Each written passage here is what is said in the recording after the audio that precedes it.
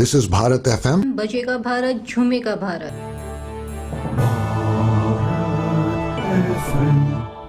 बजेगा Bharat, झूमेगा Bharat. This is Bharat FM. Welcome everyone to YogaLeher GeetaMehek on Bharat FM. We are live every Thursday, 7 to 9. And if you miss it, it's always recorded on Bharat FM YouTube channel. You can see it. If you go on Bharat FM YouTube channel, you can go on the playlist. And on the playlist, you will see the YogaLeher GeetaMehek, and that's where all the videos are added on. So if you need to see it for future, you can always go there. So let's begin today. Hope your week was good. So today we are not going to focus on any particular disease like we did last time, or a problem like joint pain, knee pain. Today we will do an overall body work that you can do first thing in the morning when you wake up. Ideally, yoga asanas should be done in the morning and not in the evening. Of course, our classes are in the evening, and this is the only day that I keep it for the evening. Other days, my Ayurvedic teacher will kill me if I tell her that I do it in the evening. So yoga asana should always be done in the morning on an empty stomach. So from next time though, we will start the chakra series. So I wanted to just give you a little bit about that before we begin today. So we have 7 main chakras. So there are total 108 chakras, but the 7 main chakras is what we are going to focus on from next time. So chakras are really powerhouse of energy. So these are energy centers located in our subtle body, in the pranamaya kosha, in the energetic body. So how do we unlock these chakras? So these chakras can get very blocked, and then they can be, there are physical effects of it, psychological effects of it, spiritual effects of it. So how can we keep our chakras unblocked so that we can perform at an optimal level? And there are different ways that you can perceive your chakras as blocked. For the longest time, for example, my heart chakra was blocked. So I had to do, actually before that, even the Vishuddha chakra was blocked, which is, so all the chakras are along your spine, but they go, energetically, they go all the way to the front of the body, but they are along the spine. So in the energetic, not in the anatomical spine, but that is where the chakras are located. So at different points in my life, I have had to work with, my primary chakra blockage was in the Vishuddha chakra, which is the throat chakra, and then with the heart chakra. There are 3 lower chakras and 3 higher chakras, and there is the middle chakra, which connects the 3 higher to the 3 lower. The 3 lower chakras are root us into the material world, and the 3 higher chakras are make a connection to our spiritual self.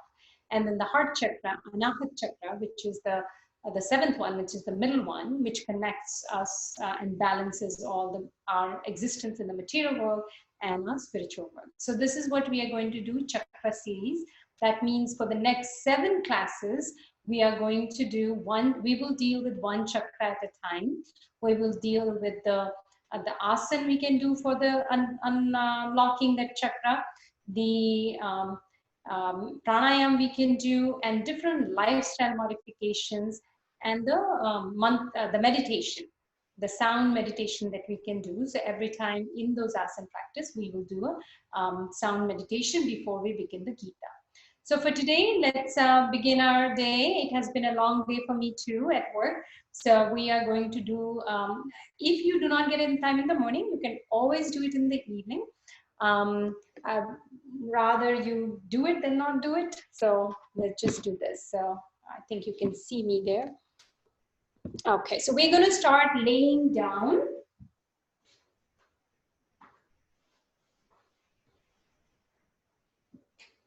So let's lay back on our backs. Flat on our backs. You can keep your knees bent. your feet flat on the mat, or you can keep your legs straight in the mat.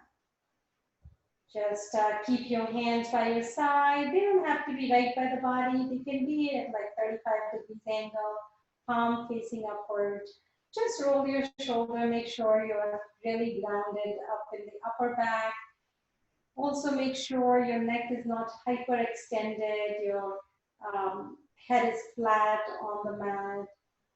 Your mid back is resting. You will have a curve in the back, but then your buttocks are resting on the mat. Your calves are going to be resting. Your heels are resting on the mat. Just let yourself sink into the mat for a couple breaths. You can breathe in through your nose and out through your nose. Just your regular breaths. Bringing yourself to your practice today. Allowing yourself this 1 hour where you're going to just be spending this time with yourself.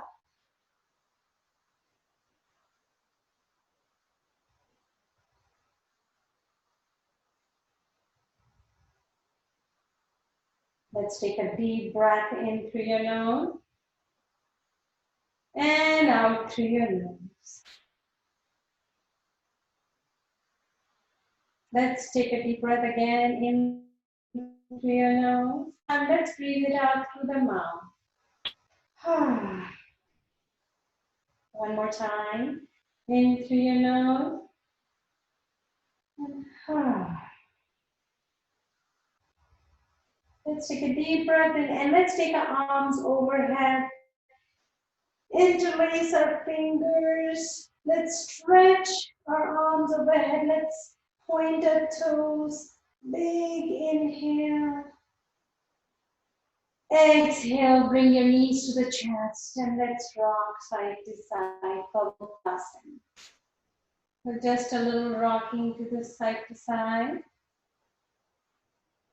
You can keep your eyes open or closed, keeping your attention on your breath.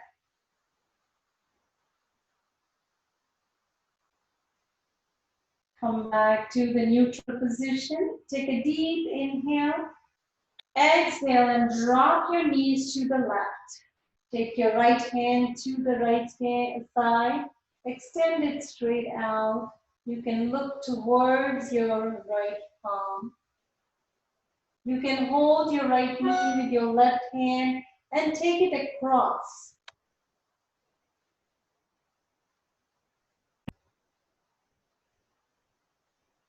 A little more stretch.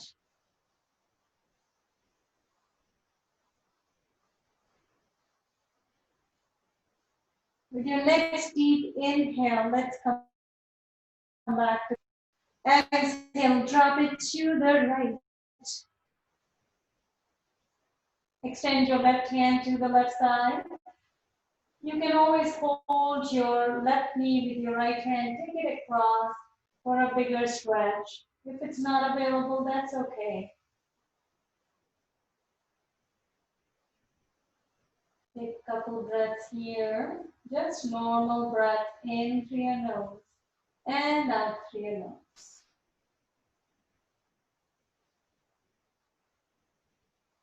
With your next inhale, come back to the middle. Extend your legs straight out. Big inhale, arms overhead.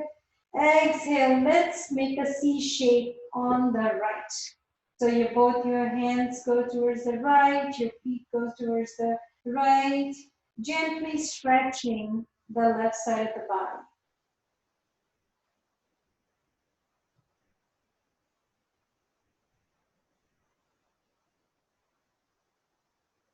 With a big inhale, let's come back to the middle. Exhale, and let's go to the left.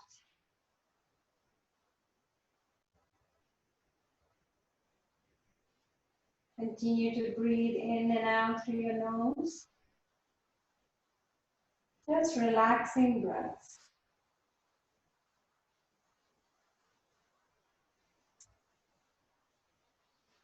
Inhale and come back to the middle. Let's bring our feet flat on the mat, knees bent. Let's take our right ankle over the left thigh and rock side to side. Hands can be on the side.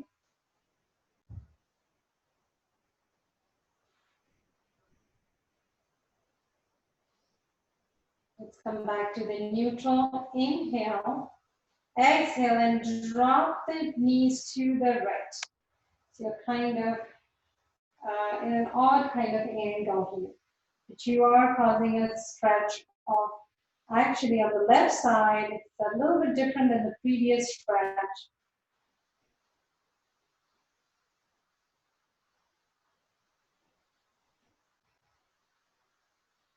Inhale, come back to the middle. Raise your left foot off the mat, let's thread the needle. So now here, hold behind the left thigh with both your hands, interlace your fingers. Flex both your feet. Push your right thigh with your right elbow. So create that stretch in the right glutes. Big inhale. Exhale, bring the left knee towards your chest. Make sure your chin is still tucked in. You're not hyperextending the neck.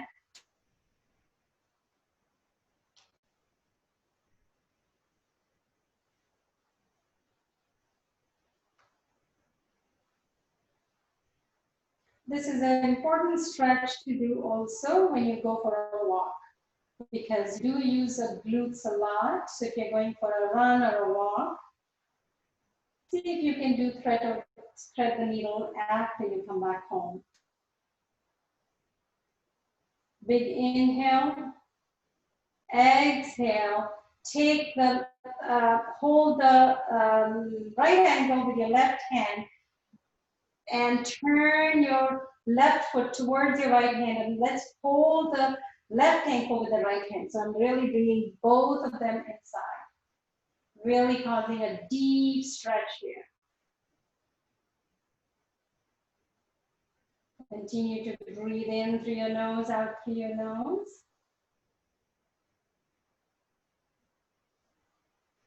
With a big inhale, let's release the left foot. Left foot goes on the mat, right foot goes straight up. So now we are holding behind the right leg is straight. Don't lock the knee. It's important not to lock. So I do have a micro bend in the knee. Flex the foot.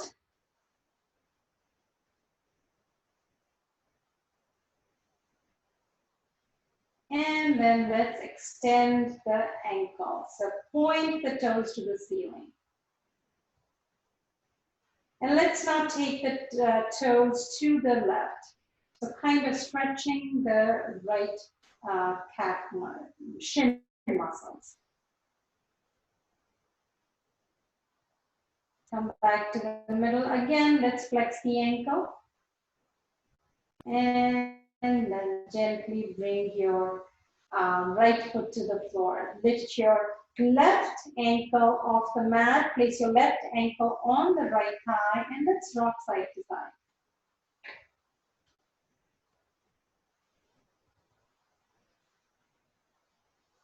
Come back to the middle. Take an inhale. With an exhale, let's drop it to the left. So again, so you can keep your hands by the side, or you can take your arms overhead too.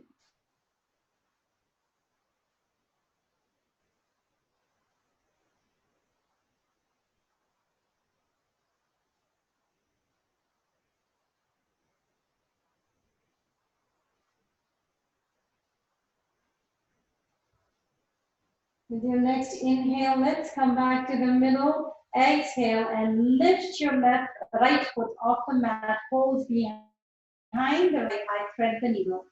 Flex. Make sure you're flexing both the ankles. Pushing the left thigh with your left elbow. Tucking your chin in. Take an inhale. Exhale. Pull your right knee more in wherever it comes. So if you start pulling more than what you're capable of, your neck will hyperextend. So that's a sign that you need to back off a little bit.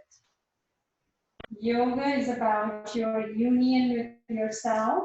So remaining connected to what feels right for your body. Sthira Sukham Asana, stable and full pose is called yoga. That is what Patanjali Yoga Sutra says.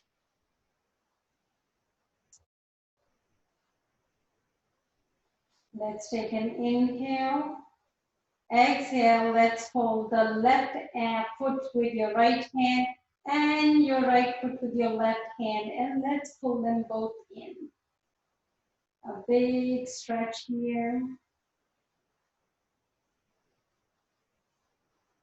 Exhale and release the foot. Let's plant both the feet on the mat.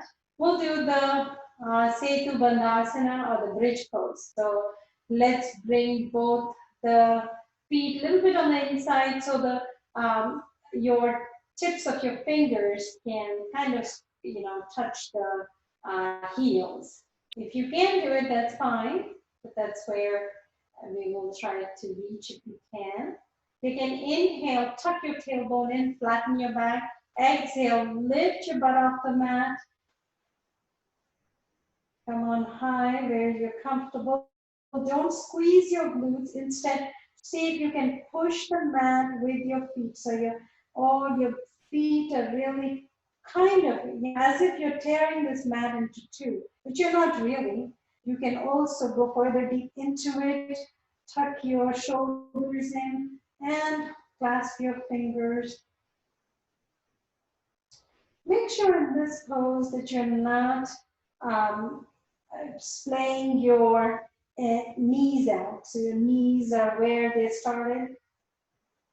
Exhale gently, one vertebra at a time. Release your fingers. Let's come down one vertebra at a time. And bring your knees to the chest. This is just for the counter pose. So a little bit of counter pose.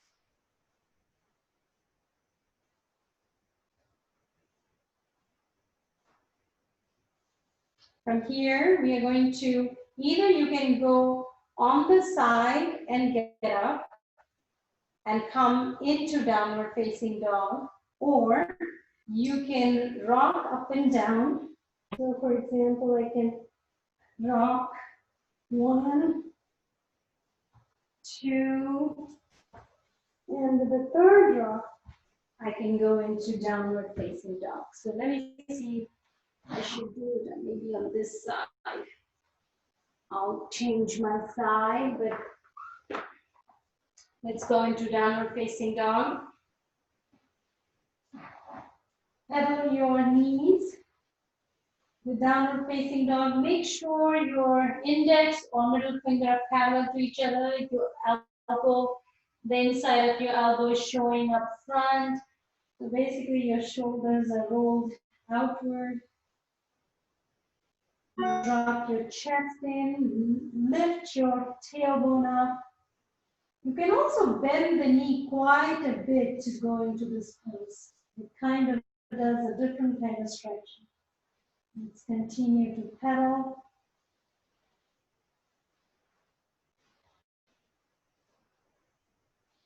And now let's come forward into a plank. So let's stay here in the plank a little bit. Let's build some strength, core strength.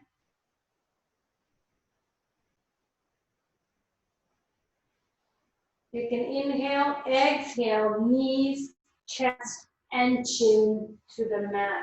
Slide your palms forward, and let's come up and with your hands flat on the mat, your elbows are on the mat.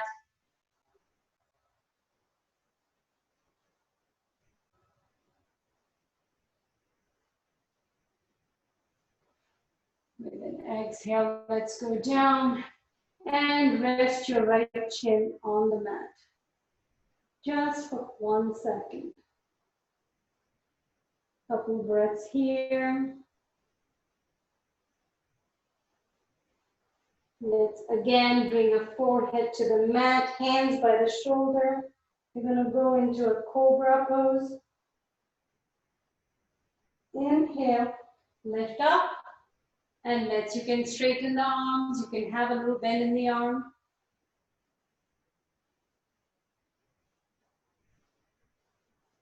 Exhale, let's go down. Again, let's put the left cheek on the mat. You notice your heart rate starting to increase, back bends like these always tells the heart rate to go up. Let's come back again. This time, let's keep the forehead on the mat. Let's interlace the fingers in the back. And then with inhale, let's lift the head up.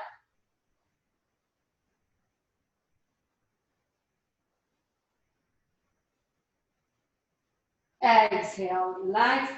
And then let's place the right cheek on the mat.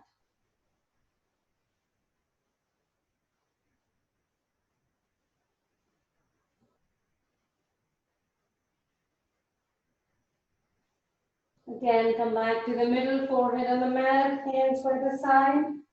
We're going to do an upward facing dog. Inhale, slide yourself forward. Just the feet on the mat. The entire body is off the mat. Your thighs are off the mat.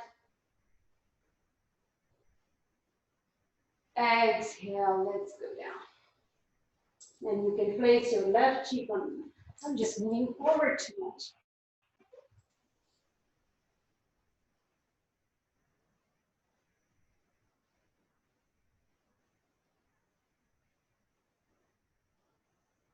Let's do the last pose. Forehead on the mat.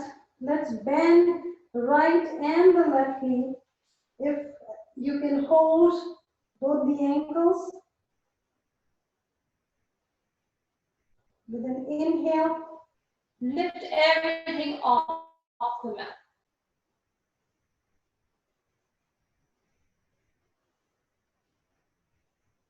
Exhale, let's go down. Balasana, child pose.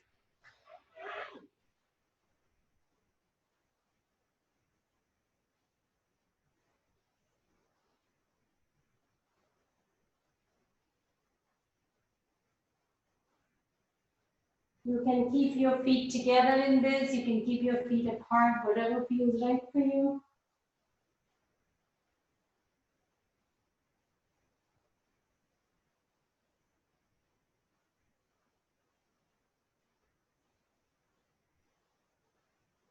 Walk your hands to the right. So let's walk both our hands to the right.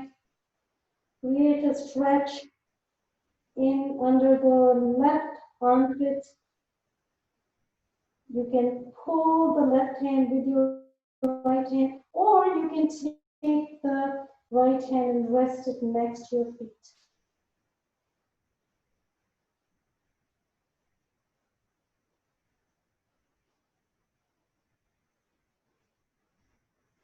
With your next inhale, let's come back to the middle. Exhale, let's take it to the left.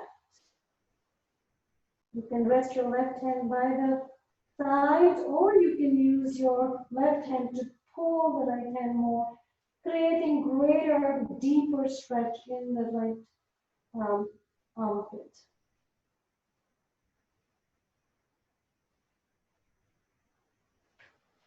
Let's come back to the middle.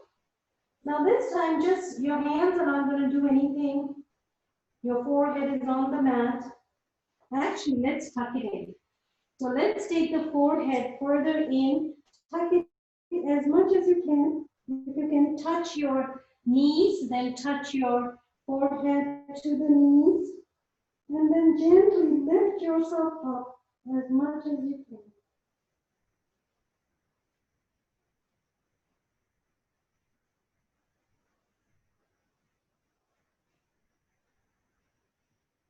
Gently come down. Bring your hands to the side. Let's go on all fours. here on all fours. Again, we are doing the yoga daily. So I like to, as a practice, focus on front, back, strengthening with the core. So that's why I'm hitting on what I do every day. So let's extend the right hand forward, left leg straight out. So this is just so you can balance yourself, because we're going to lift it up and take it straight out. So this is creating core. So you know the tight abdomen, this has it all. Don't drop into your left shoulder. So keep your left shoulder, you know, really out. Exhale, come on down. Extend your right leg, left hand forward. Inhale, and let's lift it up.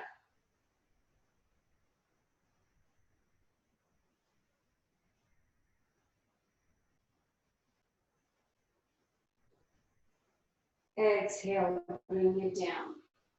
Keep your right hand on the mat. Inhale, raise your left hand up. And we're going to thread the needle. Exhale, let's thread the needle. So we're going to stretch the scapula.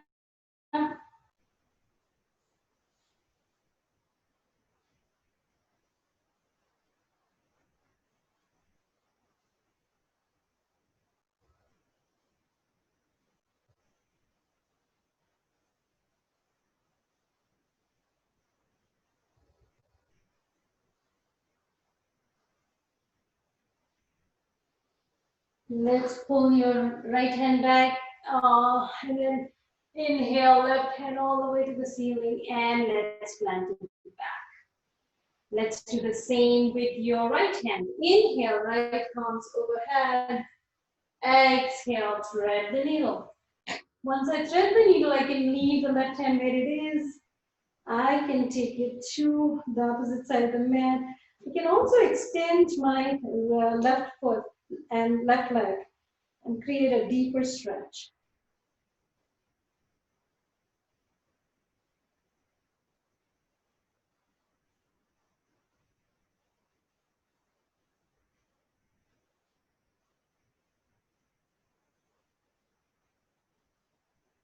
Bring your left hand back if you moved it. Inhale, raise the right hand again overhead and plant your hands. So you're back on all fours. From here, let's do, well, I'm going to do some sitting poses before we will go to the standing poses. But the way I like to do sitting poses, curl your toes in, and now we'll just sit up onto the toes. So now you're sitting like this on the toes. Let's roll our shoulder back, create the space. And we will do these big circles with our neck. So inhale, exhale, bring your chin to the chest, and then let's 3 circles to clockwise. Inhale, half a circle, exhale, complete this. Inhale, half a circle, exhale, complete this. Last time, inhale, half a circle, and exhale, complete the circle. Then let's do the other side. Inhale, half, and exhale. 2 more times. And the last time. So this, you're actually stretching your plantar fascia, which is so important to stretch again after you walk. Let's flatten the foot, and let's raise the knees off the mat to hyperextend the ankle. So we always have to do an opposite pose. Let's come back to the middle in Vajrasana. So this is a Vajrasana pose. If you have any kind of bloating after you eat anything, sit in Vajrasana pose for 5 minutes after every meal. That will help you with bloating. So Vajrasana is nothing but sitting simply in this pose where your toes, the big toes are touching each other, the heels are spread apart, and your butt is sitting right on the heel. Now, when I'm sitting there, I just like to do another pose right in this posture. So let me do it from here. Inhale, take the left arm overhead, and let's bend it. And let's take the right hand, and let's see if we can interlace these fingers. So while I'm sitting in Vajrasana, I'm kind of doing. If you cannot hold your fingertips, don't worry about it. Use a piece of cloth. That's how, instead of pulling yourself and hurting yourself, because your muscles listen to your body. Yoga is about listening to your body. So see where you are. If this is easy for you, then you can take an inhale and bend forward and go all the way to the floor.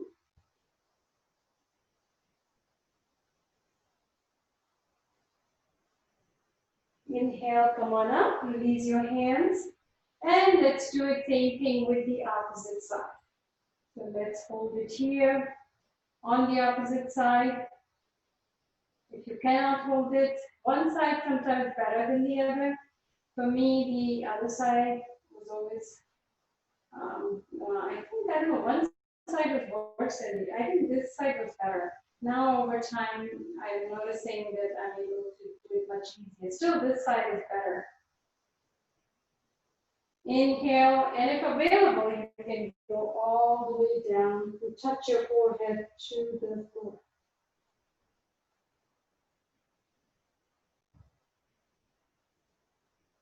And inhale, come on up, release your hands, untuck your toes. Let's bring your feet together. Let me make sure we have a lot of time. Yes, we do. Okay. Let's bring our feet together. Open your feet like a book. You're realizing your feet has done a lot of work for you. Interlace your toes with your fingers. Sit up straight, tall. Inhale. Exhale, bend from your waist. So not from your upper back. Try to bring your chest forward.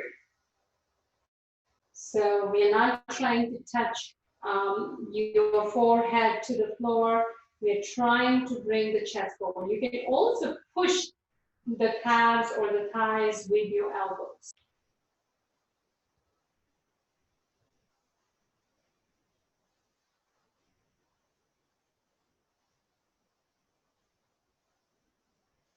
Inhale, come on up, send your legs forward.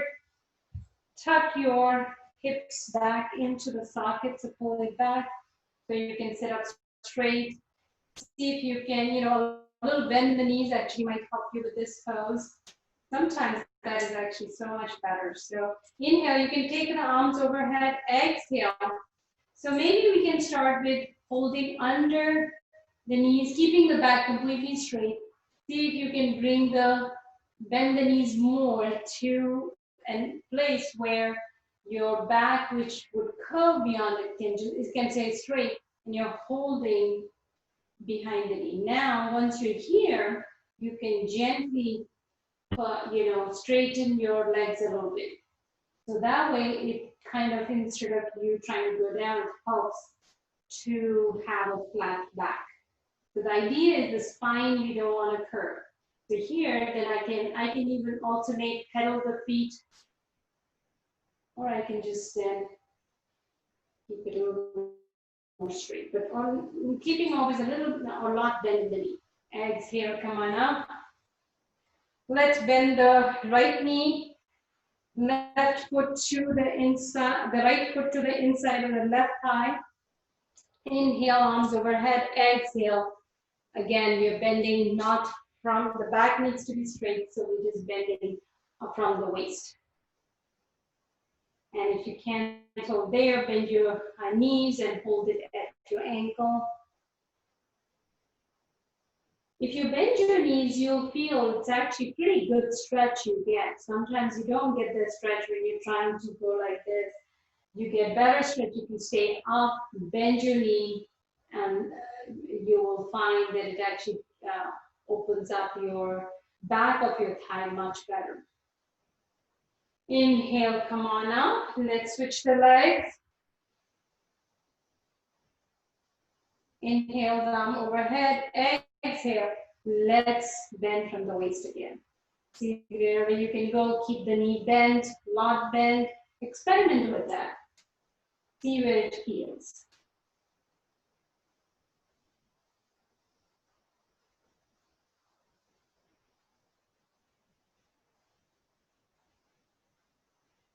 Exhale, come on up.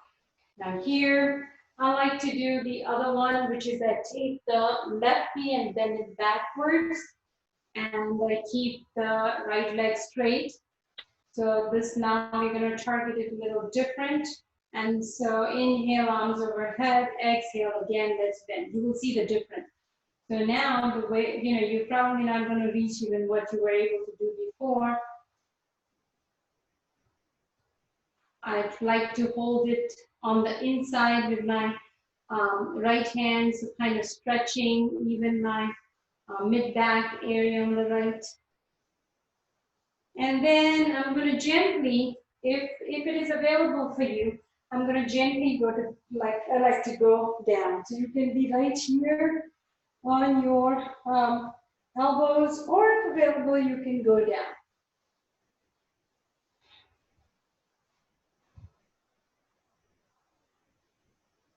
So I'm basically opening up a lot of my groin, the left groin. Now, if you want to open it up a lot more, you can bend your right knee, bring your left foot on the mat, and actually take it further to the side and just open it up. So sometimes that to me really helps open up the left groin. So we have the psoas muscles, and we need to do different tricks to make sure that we counteract all the sitting that we do all day. That is why I like to do this one. If you can't go all the way, you can also have a pillow or something, a couple pillows for your neck.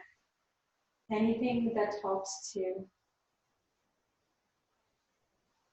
From here, you can always unlock your left knee, bring it forward, rock yourself, and come back to the sitting position. Go underneath your thighs, and let's hold both the shins. So, because we want to do a counter pose. Inhale, exhale, round the back.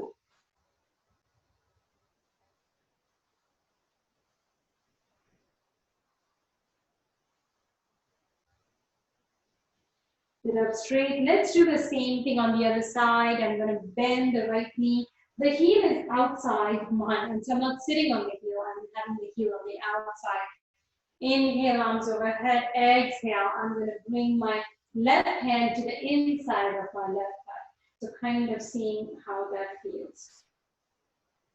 Both ways you'll feel it differently. If you hold with your right hand on the outside, you'll feel it differently. So just figure out what is, if anything is tight today, you can use this to reach, to loosen up, to stretch some of the muscles. Inhale, come on up, and then with exhale, you can either be down here, and if this is what you can, that means your psoas is really tight. So over time, you want to help loosen it. You can be on your elbows. What you don't want to do is lift the knee off the floor. So wherever your knee can stay on the floor. And then, if available, you can go down all the way to the mat. And then if you want, you can always bend your left knee, and I take my left foot left foot to the side. So it really helps me stretch. So over time, I've become more flexible, so then I seem to, certain muscles that are remaining tight, that they kind of benefit with this pose. So you're getting your quads, you're getting also the psoas, you're also getting a little bit of the inside of the thigh. And sometimes it's hard to get some of the ligaments on the inside of the groin. So this will help open up the groin a lot more. Let's untuck our right feet. Let's come on back to the sitting. Keep your feet on the mat. Go underneath. And let's now hold with your right hand the right shin, left hand the left shin.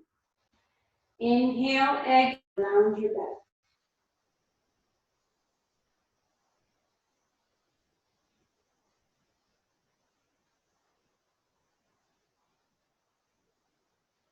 Straighten yourself up. And from here, we're in a Sukhasana. So we're going to be sitting and then planting our hands on the mat. We are going to go into downward facing dog. So we can plant the hand on the mat, come to the knees, all fours, extend your legs, downward facing dog. So any way you can reach it, that's fine. Pedal your legs.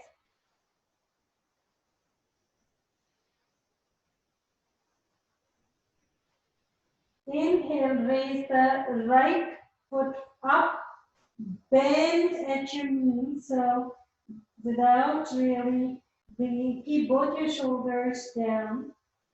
Again, let's straighten yourself. Big inhale.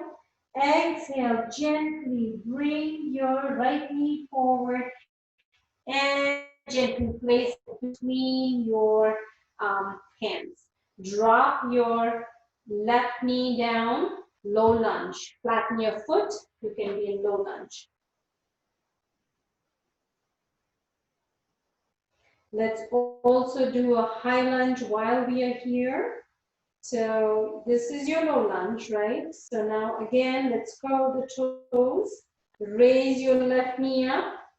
So this is a high lunge. Now here, we can even widen the stand a little bit so it's easier for you. Inhale, come on up.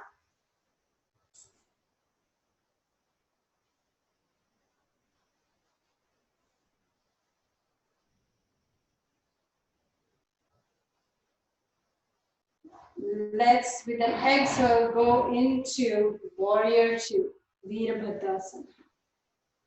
Let me make sure my time is doing still right. Okay, yeah. So Virabhadrasana. I need a clock right here in front of me. So let's go into Virabhadrasana. Make sure, oh, you guys can see me fully.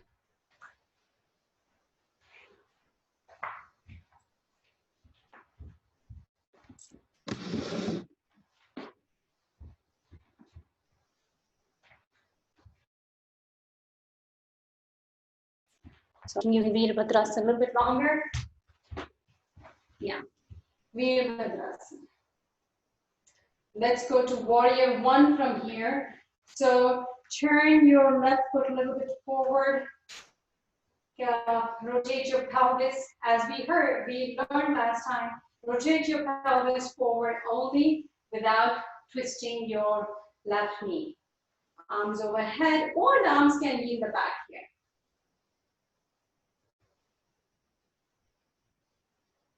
If your arms are overhead or wherever they are, inhale, exhale, let's come down. Let's bend our back toe in, coming into lunge, and then going into, going into low lunge. Here we are in the low lunge again. So we just add warrior two and warrior one with it.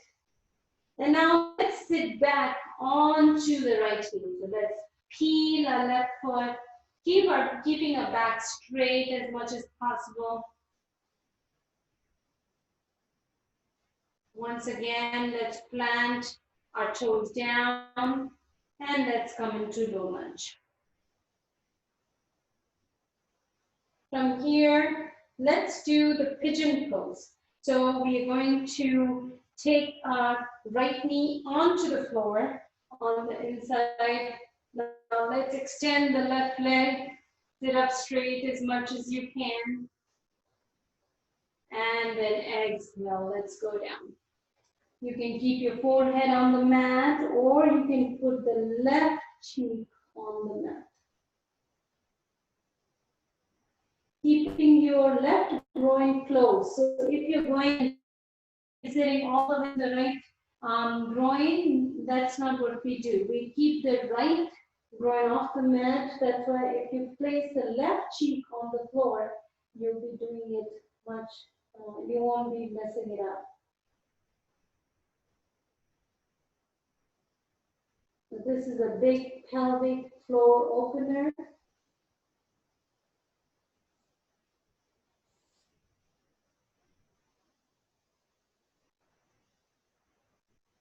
Inhale, come on up. And let's straight go into downward facing dog.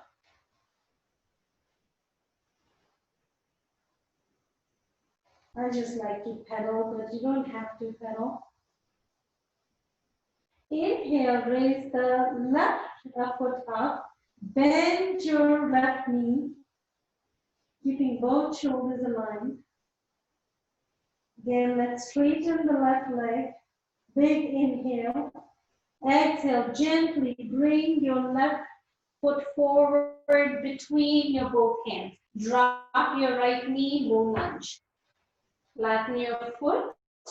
That's a low lunge.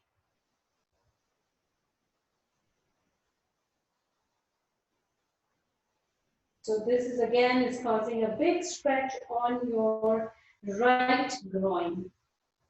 Let's curl our toes for a high lunge. So we will pick it up here. If any of those poses bother you, please don't do them. Modify them or repeat one of the other ones which you felt good with. Raise your hands up. So we are in the high lunge. You can even keep your hands by your side.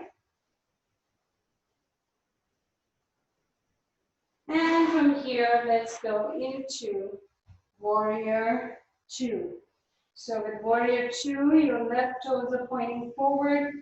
Your right toes are at about 45 degrees.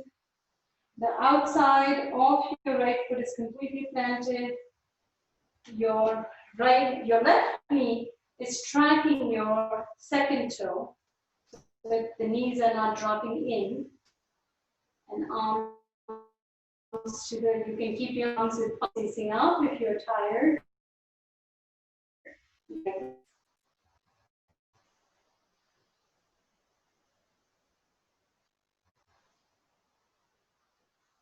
And now let's go to, so turn the back forward.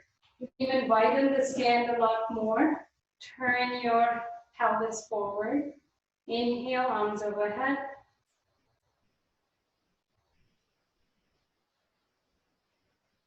Or they can be in the back. Take a couple deep breaths here. And let's, with your next inhale, and then exhale, let's come down onto the mat, into the low lunge again. So adjust yourself, you're back in the low lunge. Now let's peel the left toe, sit on the left heel all the way back. So back continues to be as straight as it can be. Being conscious of that.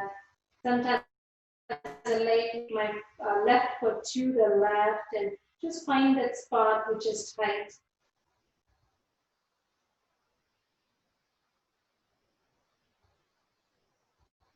Let's plant our left toes down, come forward into the low lunge again. And now let's do the pigeon on the left. So put your left knee on the mat, left foot on the mat, extend your right leg back, sit up straight for a second if available.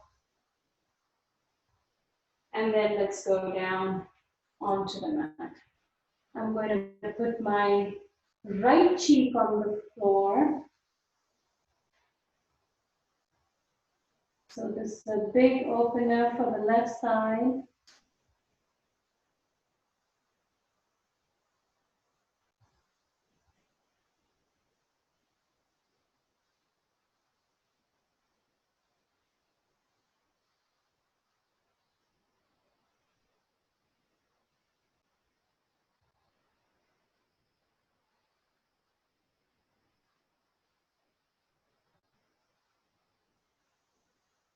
Let's unwind ourselves. And let's go into downward facing dog. Once you're here, you can just walk yourself to the top of the mat. So all the way where your hands are. And let's go into a relaxed forward fold. So now just hang loose here. So Uttanasana. So basically you're just hanging loose, not doing anything. You can keep your knees little bend, lock bend. Your hands can just sway side to side. You can hold both your elbows.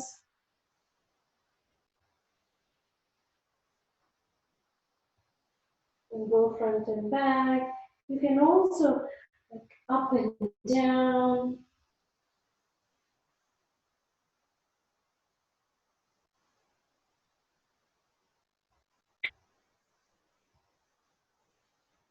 Release both your hands to the mat. Let's bend our right knee a whole lot. Leave your right hand on the floor.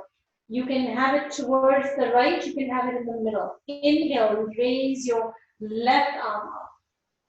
So I'm getting a lot of stretch on my left side of the thigh and a little bit towards the side. And then let's bring it down. Now here, I just want to tell you, sometimes, this IT band is also tight, which is on the side. So I tend to go on so I lift the inside of my left foot. So I'm keeping the right knee bent, and I'm just resting on the outer edge of the left foot. So if you feel more stretch on that side. Okay, let's do it on the other side. Bend your left knee, the right knee gets straightened, left hand on the mat, inhale, right hand. Even when the right leg is straight, doesn't mean you lock it. Never lock your knee.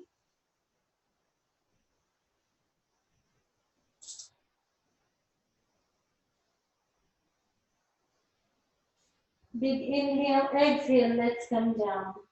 And if you want, you can also, so basically I'm lifting off the inner edge and just resting on the outer edge of the right foot, just creating a bigger stretch there. And with that, we are done with this stretch. Bend your knees, drop your hips, inhale, come on up. Exhale to heart center. Let's just do, I think we have just about a little time. Okay. So I like to always have a little bit of tree pose in my workout. So let's ground our right feet on the mat, and let's do a tree pose just for a little bit. So with the tree pose, we are going to keep it to either to the ankle, between the ankle and the shin, or you can bring it up. You can use your hands, you don't have to use your hand, but see, they have to be in line. So the left knee should not be pointing forward, it has to point to the side. Your hands can be by your side, you can bring it to the heart center, you can take it up. Idea is you are creating a lot of balance.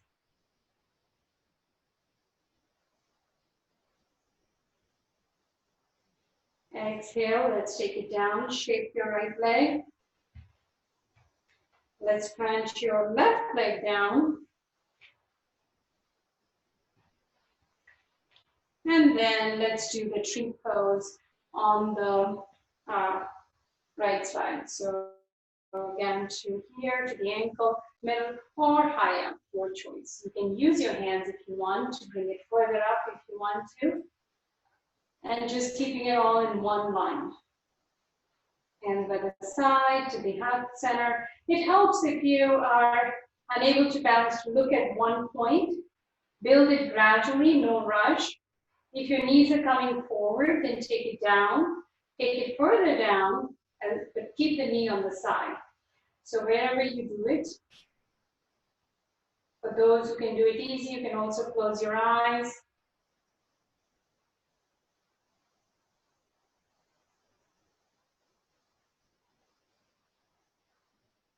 And then let's shake it up. Last one. Inhale, arms overhead. Actually, I forgot. We are going to first widen our stand. We're going to do the malasana. So here we are with malasana. There are many ways to do malasana. So let's do that the easy way. So inhale, arms overhead. Exhale, bend from the waist and let's go down. So we are again forward fold. And once you're in this fold, you can go sit down in malasana. So malasana, we are going to, I like to do malasana only because it really is one of the biggest, benefiters for the back. Back has to be straight. So if for straight back, if you need to lift your toes, do that. So your arms, you can bring it to your heart center.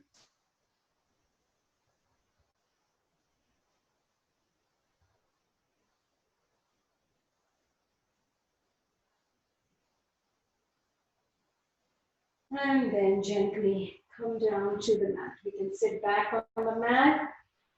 Let's come down to laying down position. We have done a lot of work today. Let's come down to the laying down position.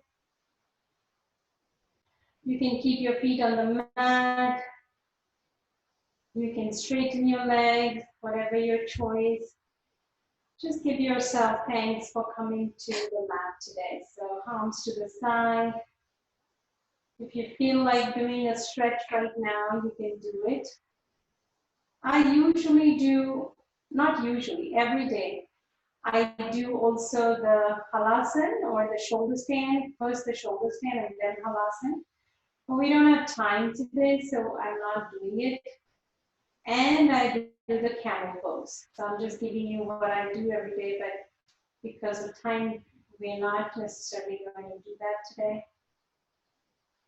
We're instead going to bring ourselves to Shavasana.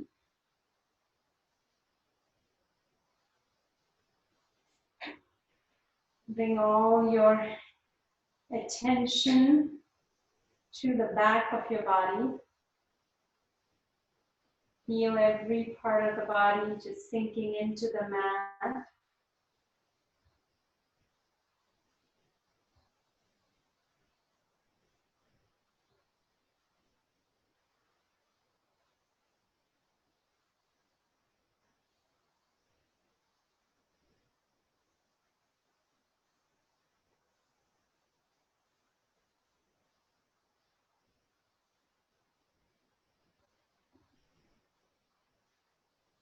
Feel the energy, the energetic body in the back of your body.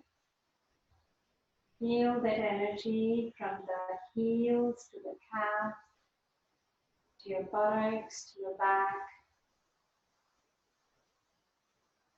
As you bring your awareness to the back, you may feel some cold sensation, some tingly sensation in the back of your body.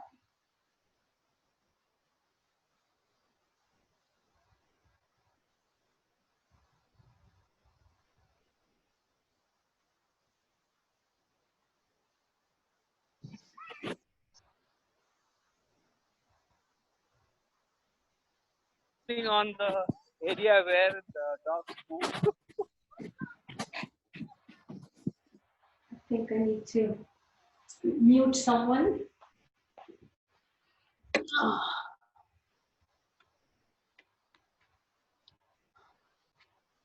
think everybody is muted right now. Okay.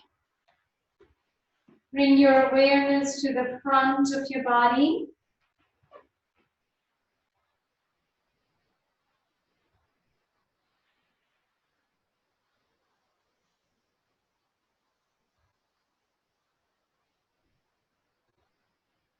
From the big toe to all the toes, to the dorsum of your foot, to your shin, to your thighs, to your groin, to your pelvis, to your belly, to your chest.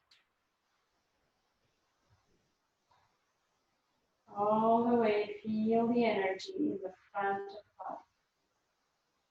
Feel your pranic energy in the front. You may feel it as a tingling, as a cold sensation.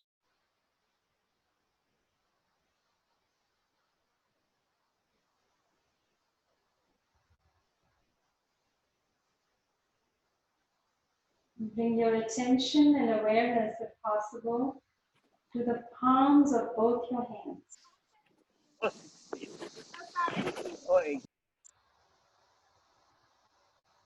The palms of your hands have energy centers.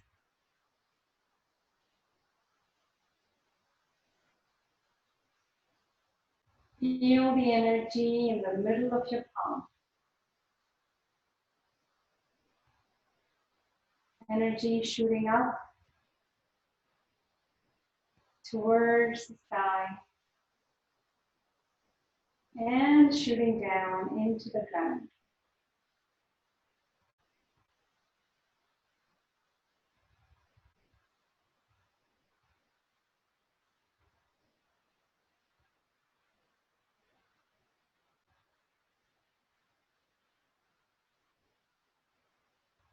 And now bring your awareness to your face. Every part of your face. Cheeks, the eyes, the nose. Feel the pranic energy all around your head.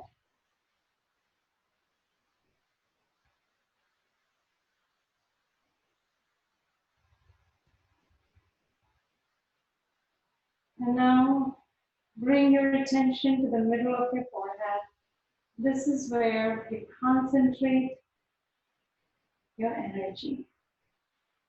This is an energy concentrate. Ajna chakra.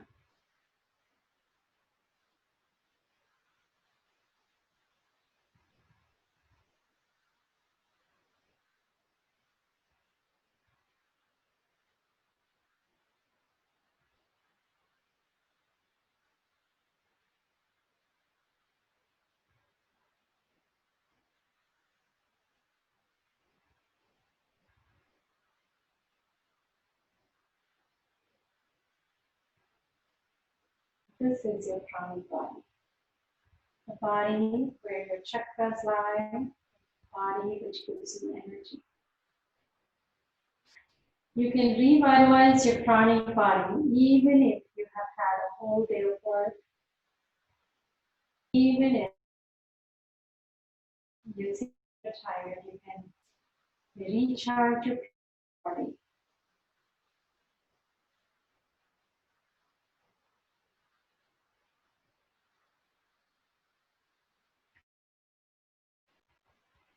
Bringing your attention to your breath now. Let's take a deep breath in and out and roll over to the side. And when you feel ready, you can bring yourself to a sitting position.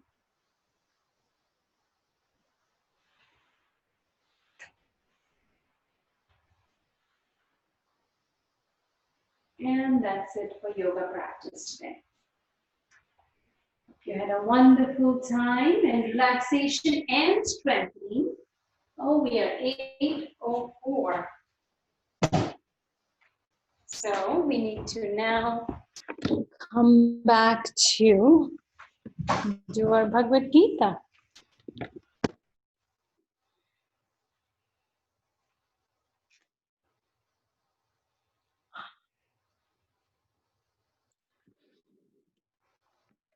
Let's see. Okay. I think we have.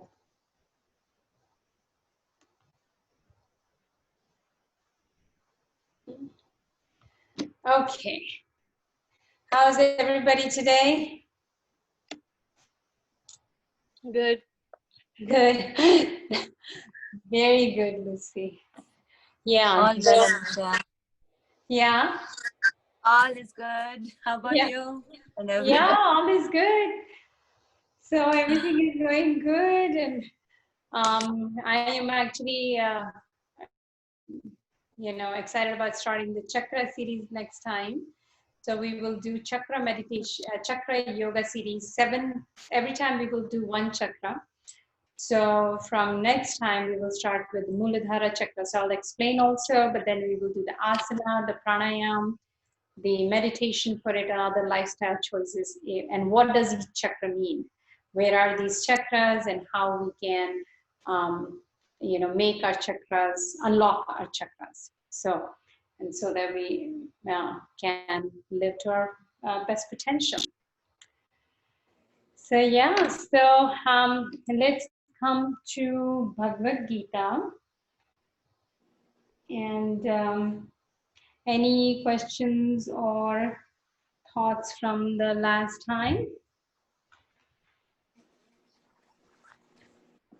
We will do verse 13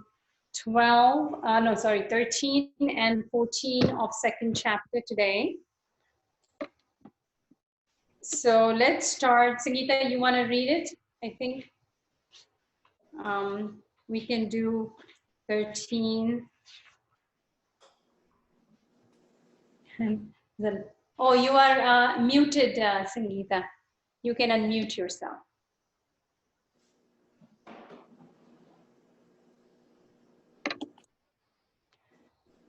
Do you want me to do it for you?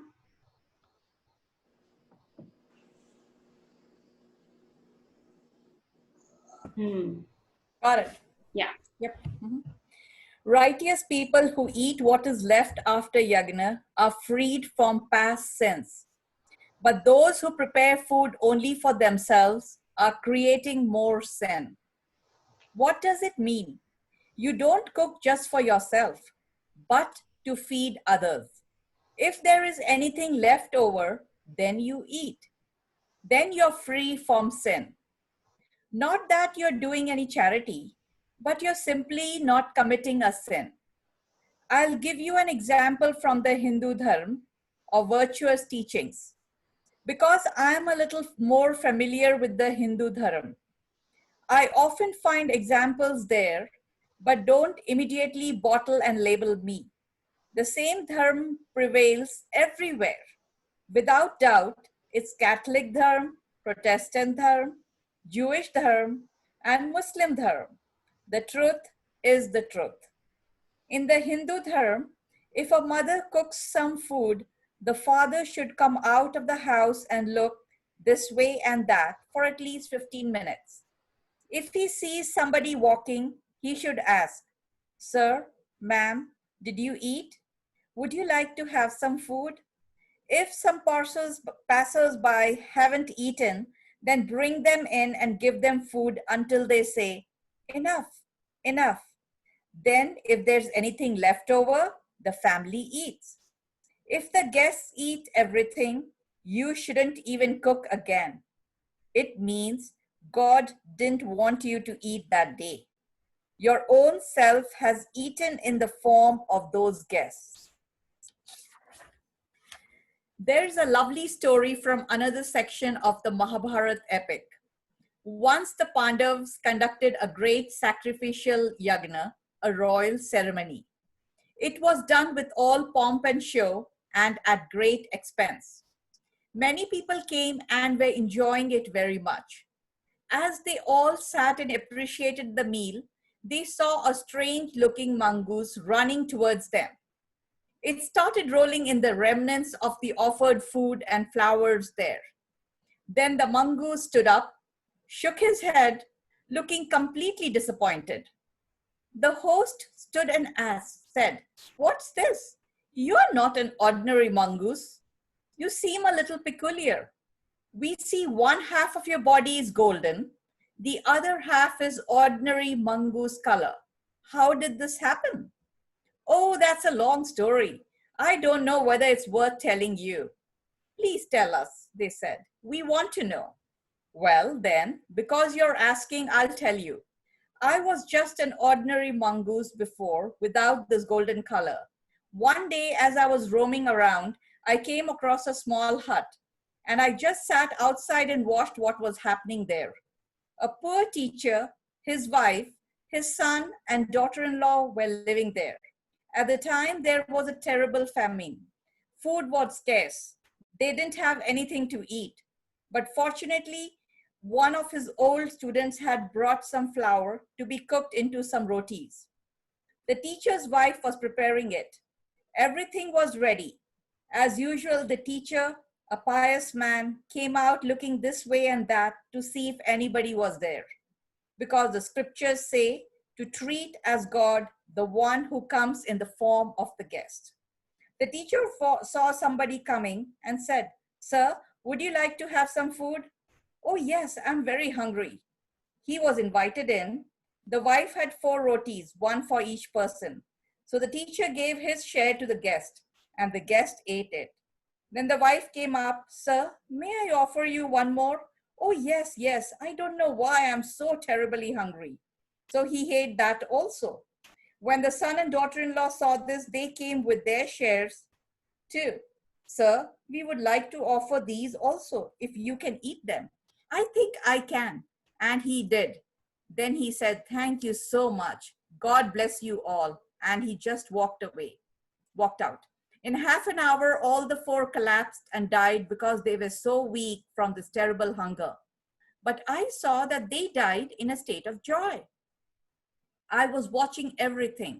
I was also hungry, so I went in to see if anything had dropped to the ground as they made the rotis. I saw only a little flour and crumbs. It wasn't even fit to eat. So I just went there and rolled over in it. And when I got up, I saw half of my body had become golden. Then I understood. Oh, there's something mysterious, miraculous, and divine in their actions. Yes, they truly dedicated their lives for the sake of another. They performed a truly beautiful yagna. Somehow I got this crazy idea. How am I going to get the other half also golden? So ever since that day, I've been traveling and rolling about everywhere. Then I heard that Yudhishthir, the great Pandav, was preparing the royal yagna. So I thought, surely this will be much greater than those 4 poor people. I came running all the way here, but now you see, the mongoose indicated his body was still only half golden. Not so good. You should have seen Yudhishthir's face. So it's not the pomp and show, but the quality of your heart in the sacrifice that's important. In the Pandav's yagna, there was also sacrifice, but probably it was mingled with a little pride. We are doing it. Those poor people had humility in their offering, and they really experienced God. In this light, we can judge our own actions. It might look charitable, but is it really? Does it have that touch of selflessness?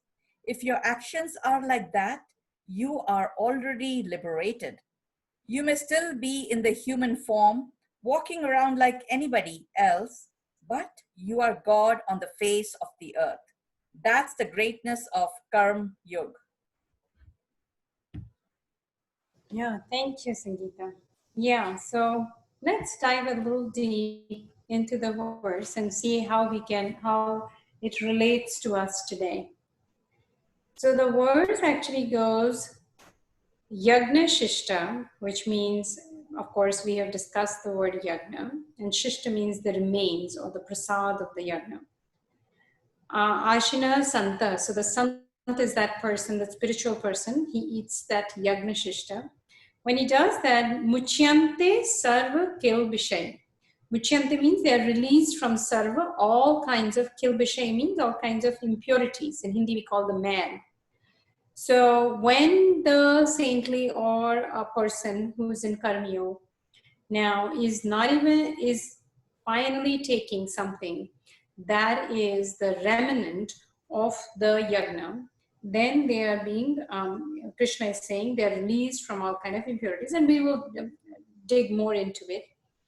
And the second line says, Bhunjate te tu agham papa, mean those who eat, what do they eat? Ye pachanti atma karanat. Atma Karana means for their own sake. Pachanti means those who cook. So who cook for their own sake, such people then eat the sins. So, or eat, they actually end up getting even more impure. So how do we, what does it mean really? And I mean, if we look at it, and because I know I like to, how do we relate it to us? So the first part of it is, so it's all, karma yoga is nothing but an attitude. The first part of that attitude, the first portion of that attitude is yagna. Yagna means doing something with the attitude of sacrifice, you can say, or even worship, you can say, or gratitude. So we can, yagna word will involve the person is doing some, offering something in the spirit of gratitude, in the spirit of worship. So when they are doing that, but they take, so they eat. So eat doesn't mean food, eat alone, but when they partake of whatever action they are doing in the spirit of yagna, when they take what is the remnant of that action, then they become free from all kind of impure kil vishay, all kind of impurity. So what is this impurity? Where are we impure? That's also another question. So this is almost one way to look at it, is that the first half of this Krishna is talking about sattva, sattvic kind of karma. So I'm going to do an action. Any action can be done in either the sattvic karma, where I can perform the action in the spirit of worship, in completely in service to the higher ideal. So I am not doing the action in Atma Karanat for my own sake. I'm doing the action for the higher. So then it becomes Yagna. See, the difference is only in that attitude. One is that I am doing Atma Karanat, means I'm going to do the action. Cooks mean I'm cooking that action for myself. So when I'm performing an action, I am keeping in mind, how is it going to serve me? It can be any action, whether it's at home, work, volunteer, something that looks really positive on the outside, which is, what in this example they were also saying. So but the action doesn't matter, the attitude behind it. If I am doing with the intention of, for what I'm going to get out of it, the gain of it, then I'm eating sins. What is the sin in you? So you are eating sins mean I'm taking on more layers. So when we say karma cause bondage, this is what it means. So karma, how does karma cause bondage? The moment we do an action for, say, recognition, right? Why do people volunteer? They're doing in good spirit, but what are they looking for? They're volunteering for recognition. So even if there is any bit of it in there, what is it creating? Bondage. What do you mean by bondage? They are even, suppose you're volunteering somewhere. Now, because if I'm going to do in the second, which is a Rajasic way. Rajasic way is where we do something with keeping in mind that we are going to get something out of it. Consciously or unconsciously, we just have figured it out. We are going to get something out of it. It can be either money, it can be fame, it can be some sort of acknowledgement, some sort of anything like that. The moment I'm going to do that, imagine it's only a volunteer activity, but because I've attached some sort of recognition with it, I am going to, now when there is a trouble, right? There is something happens and I really don't want to do it. But why am I going to continue doing it? I'm creating bondage for myself. Because I'm then going to, is I like the acknowledgement. That becomes, because I'm doing it for something. I'm doing it so people know. I'm doing it so, now how can I pull out even though I'm not enjoying it anymore? I cannot pull out. So I've created the bondage. Same thing happens at work. I'm going to work not for the higher ideal in the spirit of yagna. If I'm going to work because I like the money, then I'm not enjoying the job, but I'm still going to do it. because, and I'm going to create karmic bondage is nothing but when action is done for self-service. It creates a cycle where we are not we may make certain part of it, and the more we keep doing it, the more the layers of sins. So sin is nothing but those layers that making us more and more entrenched in it. Daldal, you know, that completely getting entrenched in it. Whether it's job, whether it is anything. You can take an example of even a health routine. You want to do yoga, and if you're doing yoga to connect with your, in the spirit of yagna, then you are going to, if you're doing it in the spirit of yagna, which means you're doing it to serve, to actually cause the yoga. Asana, you're using the asana for deeper practice, to know yourself. Then you're not going to push yourself, right? When you start having shoulder pain or knee pain, you're not going to say, oh, I have to do this pose because I can see Anisha can do it. I see somebody else can do it. I've seen it on YouTube. I need to do it. So my worth. But if I'm doing it for the right purpose, so no, if I'm doing it for the wrong purpose, then I've created now I've created a cycle. So I'm kind of pushing myself. This is the karma only causes bondage because we don't do it in the right spirit. If we do it in the right spirit, it is like, you know, your oil, you know, right? It can rub off you. You finish the action, yagna is done. Yagna is constantly in motion. So in the first part, he's saying, what does it mean to eat the remnants? So you do the action. In the action, whatever comes out of it, you only take that. Now, yes, the result of it will be that if you are doing anything in the spirit of yagna, invariably, the reality of it is that the half the world is not doing it in the spirit of yagna. So when you will be doing something for higher ideal, the truth is that you will get money also, recognition also, fame also. But you will not be doing it for that. You see, you won't be losing your sleep over that.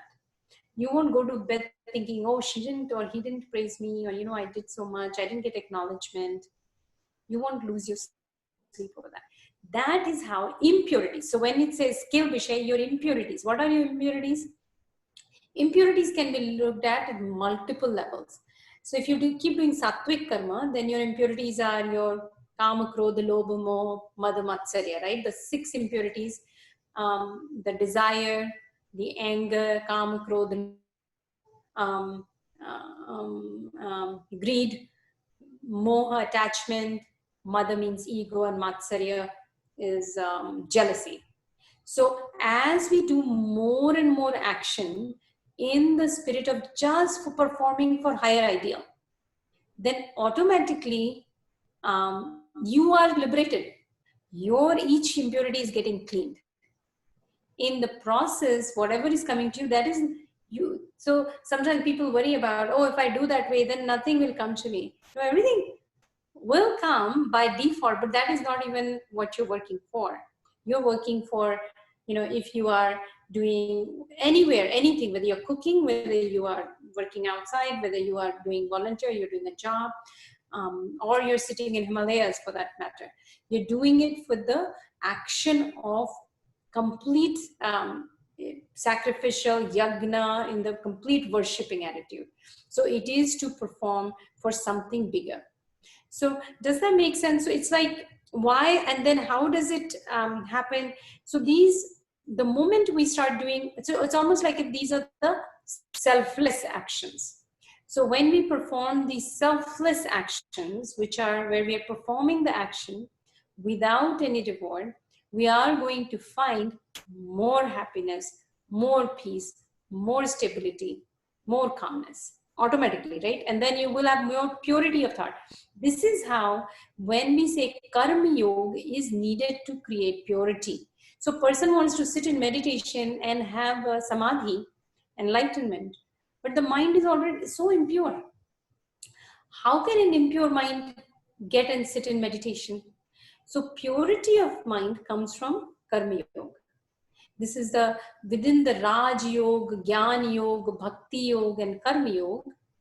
Every yoga is important, but Karma Yoga is indispensable, just like every other yoga, because purity will come from here. The purity of the mind will come from here. And So, that's, Anisha, yeah, go ahead. so for as you said, Dhyan Yoga, right? So we Mhm. have a sequence within our yoga, right? The orders you said. So is it among the us we need to have go through the same order, like after Karma Yoga, Bhakti Yoga, you should go to the yoga, the Dhyana Yoga, whatever we say, right? That Yama, Niyama, and Pranayama. Okay. Good question. So let me explain that. So it is like this. So let's draw a circle. And this circle has 4 parts. This is Karma Yoga. This is Bhakti Yoga. This is Jnana Yoga. And this one is Raj Yoga. The Raj Yoga, the Patanjali Yoga Sutra, this is divided into 8 parts. Okay, that is Raj Yoga, you said. Okay. Yeah.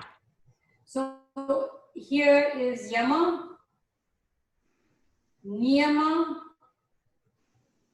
Asan, this is what you are doing, Pranayam, Pratyahara, Dharana, And Samadhi. yeah, Dhyana, Dhyana and Samadhi. Yeah. and then Samadhi. So, human being does not need to, it doesn't go in this direction. Person can start their journey into a self at any point. So a person may be a big bhakt, Ganesh bhakt, any kind of god, idol bhakt, or they can be nature bhakt. So they can start at Bhakti Yoga. Eventually the Bhakti Yoga path, you will find most of the Bhakti Yoga teachers, they're all Karma Yogis. It will eventually take you to want to read but figure out life, so you will learn Jnana. And so Bhakti Yoga, can it alone lead to liberation? Yes, Bhakti Yogis will say that it will alone lead to liberation, because Dhyana Samadhi can happen right in Bhakti Yoga. Sometimes Bhakti Yogis are there who don't even read a single book, but they can do it. Most of them, all of them, you will find are doing some sort of a service. They reach a point where they find the oneness and they want to give back to humanity, fulfill the purpose.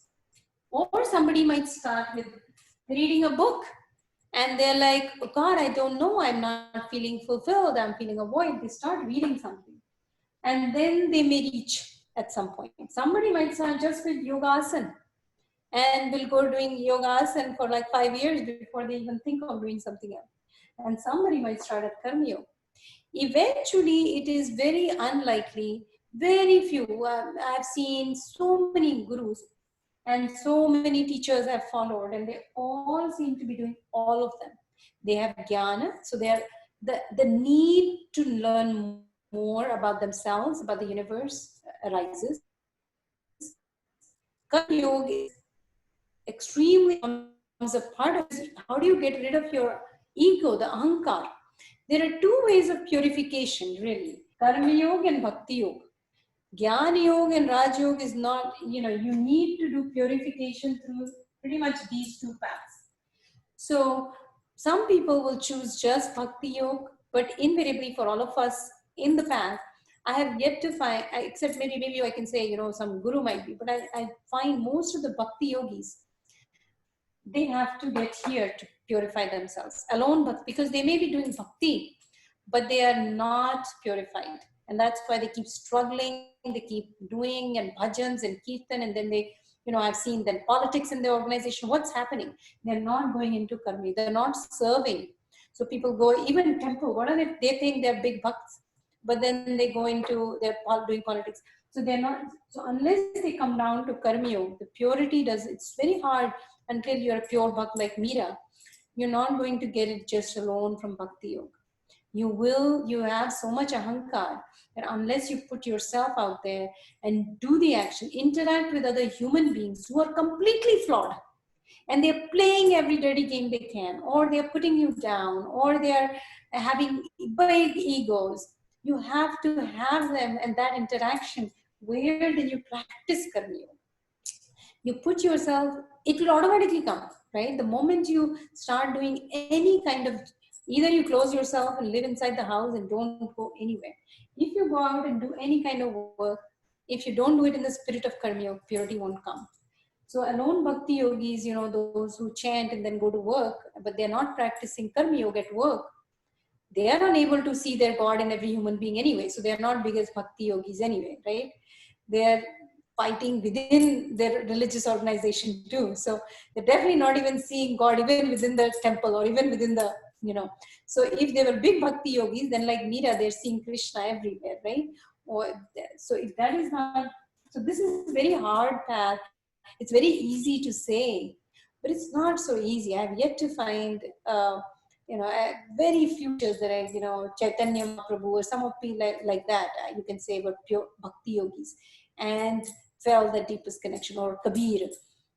But otherwise, So Karma Yoga, difficult in sense means like the impurities will disturb the bhakti yogi persons, or how?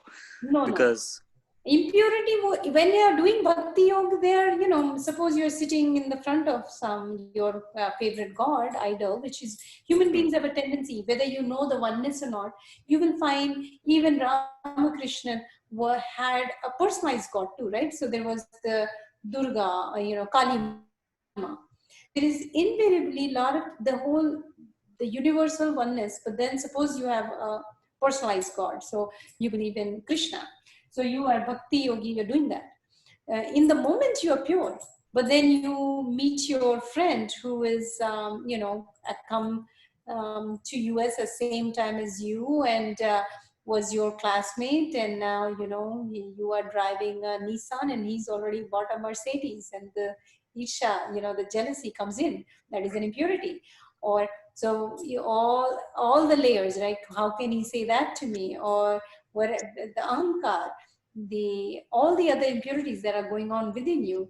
So you are in that moment. If you are bhakti, if you truly understand the divinity, then you would not have a problem, right? Because that divinity exists in the other person.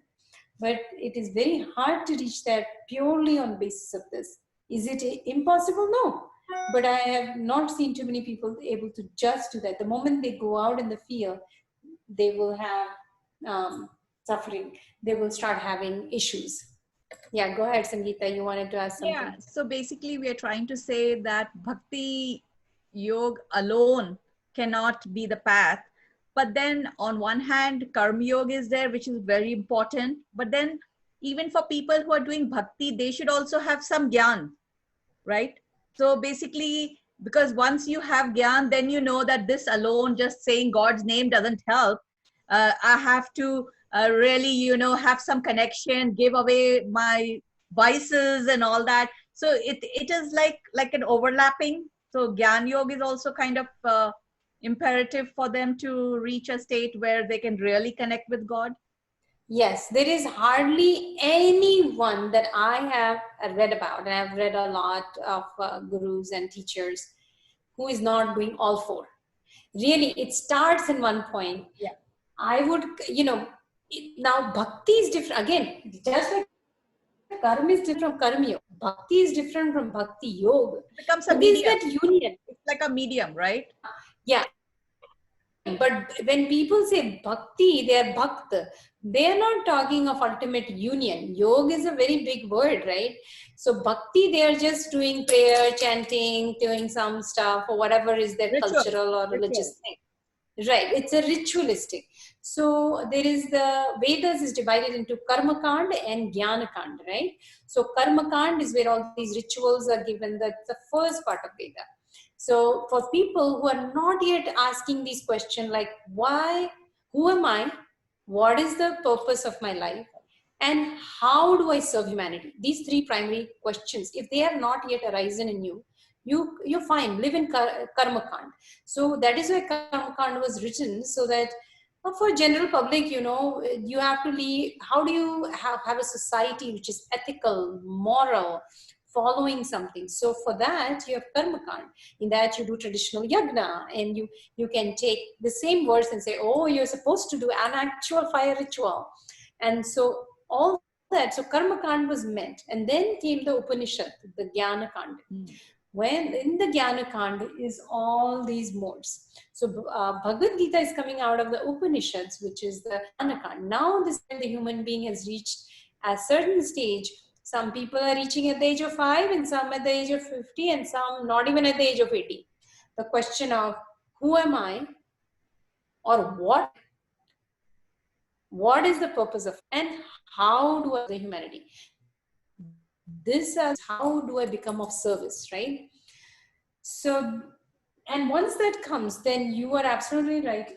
If you start at Bhakti Yoga, at this point, I can say, there is not one. Where did I begin? I began at Asan myself, where I didn't understand anything. I was just doing Asan. Then I started doing a lot of volunteer work without realizing Karma Yoga.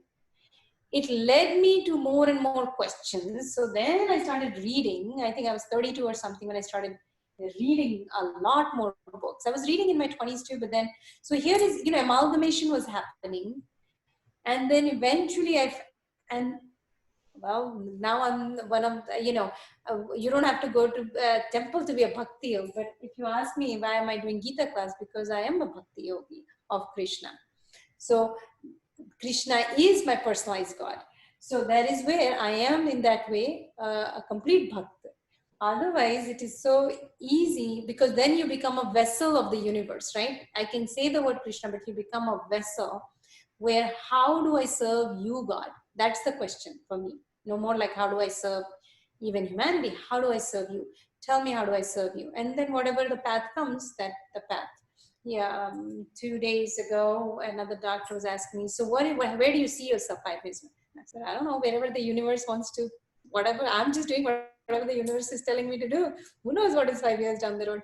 So it's like where I am taking the prasad, I'm taking the yagna shishta in whatever form, but I'm not using it. It's not like I'm making money means I'm now going to some brand name clothes and I'm still wearing a Walmart pant and my daughter's retreat shirt. So, I'm not just going into fancy yoga clothes and stuff. So, but I'm spending money in things but it's not like that is. So Yagna Shishta person will, and whatever is coming. And then of course it helps pay for my daughter's Syracuse expenses and my, so there is so when this is done in that spirit, automatically release comes. Where release from what? And it is a long practice. I'm not saying that it is an easy. We have impurities we have accumulated for so long. You don't have to worry about it. Oh, we have to get rid of impurities today. If you think you have gotten rid of impurities today, fine. That's fine. Don't worry about it. Tomorrow when a situation comes where you get agitated, angry, upset, some sort of desire which you actually didn't have but suddenly arose, and now you want something bigger than somebody else, anything like that arises, some jealousy comes in, then you will know, okay, I need to do a little more work. So your stackers, they show up when you've done this much growth, this much pure, then another stacker will come in your life to make you grow a little bit more. So you do then yagna shishta to them. So then you again do yagna towards them.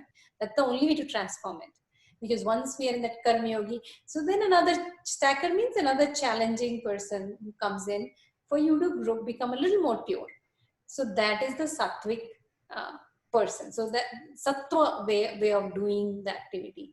You don't say, why did this person come to my life? How can my, I am so unhappy because my mother-in-law is visiting me. How many, times I've heard that, right? 3 months my mother-in-law visits me and I'm so unhappy. Well, can you instead of blaming that another person for you getting triggered, can you use that actually interaction to go into karma yoga? Can you serve that human being in the spirit of yagna without getting at all, and use that? She's a stacker, he's a stacker, some person, a colleague is a stacker, use that. so that by the end of it, it's not like somebody is just going to then sit here, but use that for to clear out your impurity, which is coming in the form of anger or hatred or something.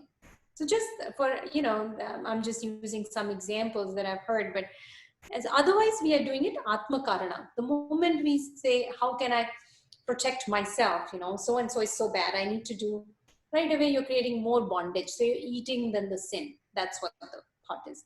So you must have experienced, certain in your life, you have heard stories where people, these ladies, I know Sharada Ma, for example, Ram Krishna's wife, or Shabari, kind of people who just whatever little they had, with the utmost yagna kind of, that most worship, they served it, right?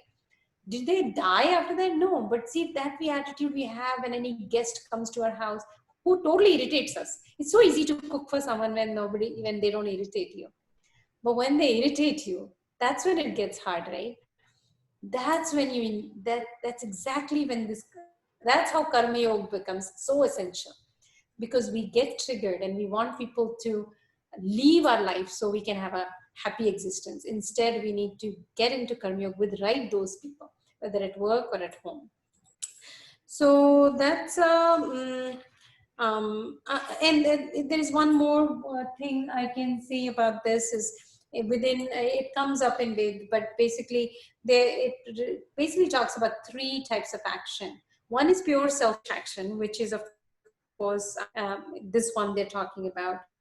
The moment you are into a complete selfish action, notice the people around you who are pretty much in a selfish mode all the time, very ceaseless all the time activity. It's more chaotic energy. They're always restless. They're always wanting something. They never have enough.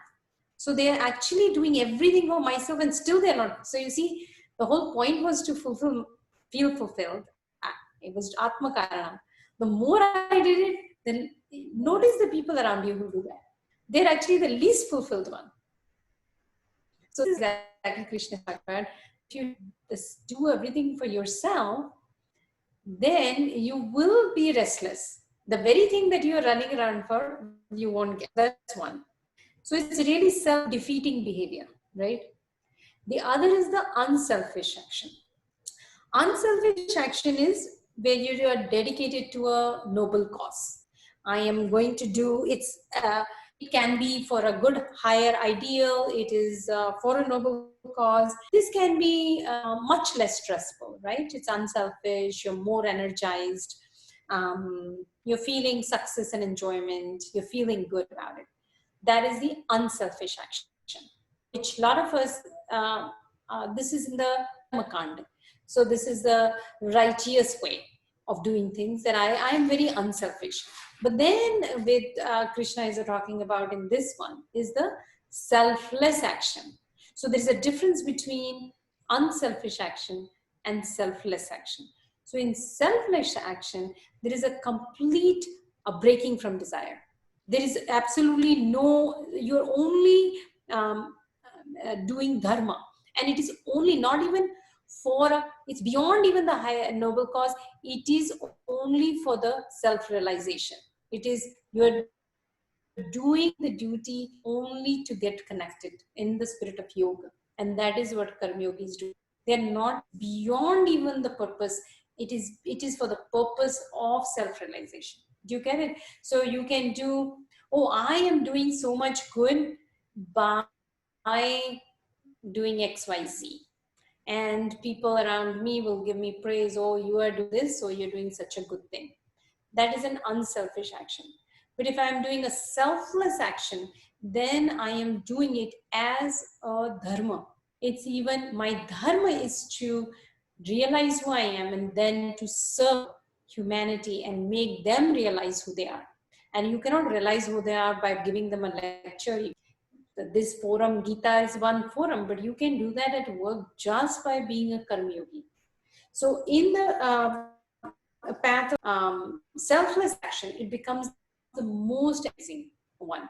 It is the most stabilizing one. There is no up and down. There is no excessive, you're not complete talking about outward success. It is just blissful. So that's where we are talking about just an effortless excellence. So that comes from that selfless. So he's in the first part, he's talking about complete selflessness. And the second part, he's talking about a complete self. So Yagna Shishta. So just thinking about that. Let's go to the next verse.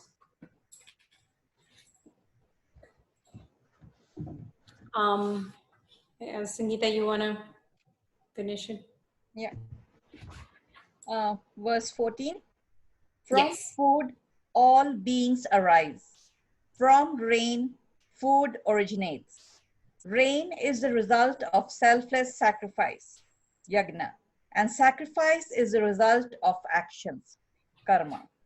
This chapter says, we are all born to act, which is karma. But if our karma, our actions are selfless, sacrifice is born of that. That means your karma produces the greatness of sacrifice. And because of that sacrifice, the elements become happy and rain pours down. From yagna, rain comes. And now you know why there's drought in many places. There's not much sacrifice in people's lives. And from rain, what happens? Food comes. And from food, beings come. That's the essence of this shlok. So your actions should be sacrificial. By your sacrificial actions, nature becomes beneficial to you. By that, you get abundance of supply. Food is not necessarily food that goes through the mouth. Here it means food that sustains you in every way. So for human sustenance, selfless actions that produce sacrifice are important. Okay, thank you, Sangeeta. So this verse, can be interpreted also in many ways. Very literally, it can be interpreted, and then there are much deeper meanings if you also sit on meditate on it. So the first slide is, it's a simple, seems like a simple cycle. Annat bhavanti bhutani. Annat means from food. Bhavanti means comes into being or created. Bhutani means living beings.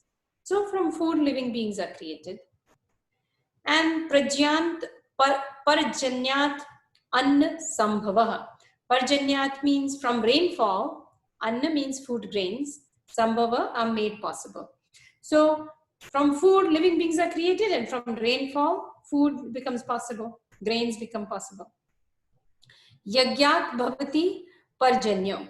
So from sacrifice, from yajnat, becomes possible rain. So then yagnas, rain becomes possible. And then from yagna, karma samudha bhava.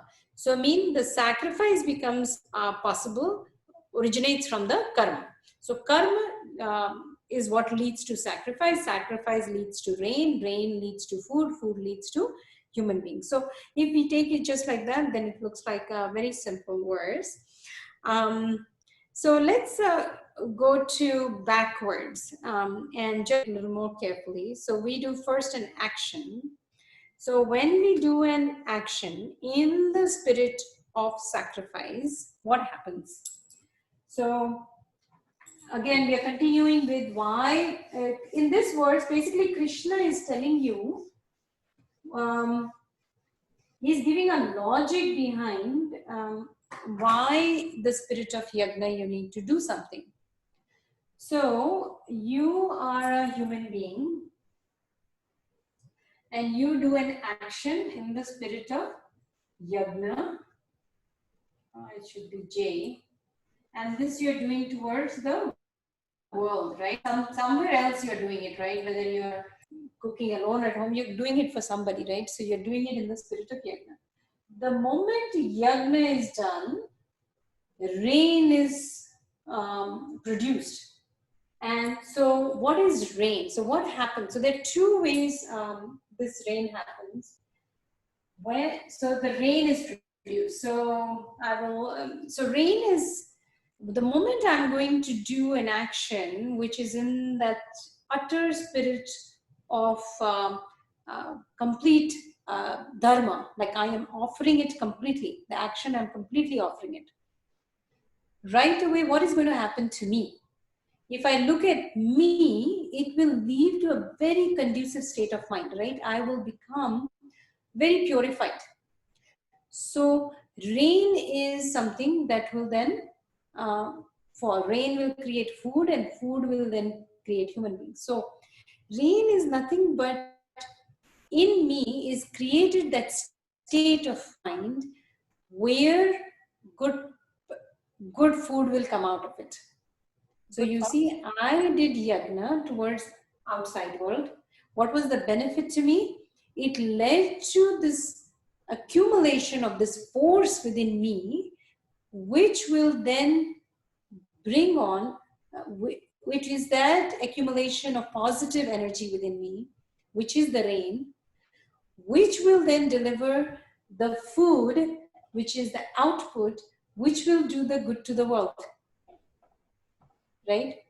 So if I do yajna, this is the human being, and I am going to, and actually it is my mind also. So I do this yajna, I create it as this is what direction will go in. So one of the things with yajna, what happens is it leads to this utmost buildup of rain, which ultimately leads to the action, even more excellent work which performs, which does the good for the human being. So that is one way we are helped.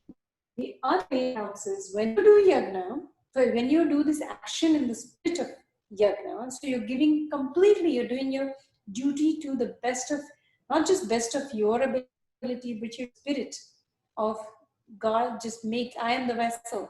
Just use me the way you can. How do you want to use me today? When I do in that spirit, what does the world feel? Or the group of human beings or the group of animal, if you're doing good towards, what are they feeling? Or the environment, right away, they will have an accumulation of goodwill towards you. That accumulation of rain that they develop will create a food which will feed, nourish you. You see the infinity? It keeps, this is cycle this. Yagna is the true way. If you look at animals, whether you look at trees, you look at water, they're always performing in the spirit of yagna. The very thing that they give out more of, that very thing nourishes them and nourishes us. So if you have a mango tree, the mango tree gives you the fruit in the spirit of yagna. You love it, it develops good positive energy in you, you water that mango tree even more.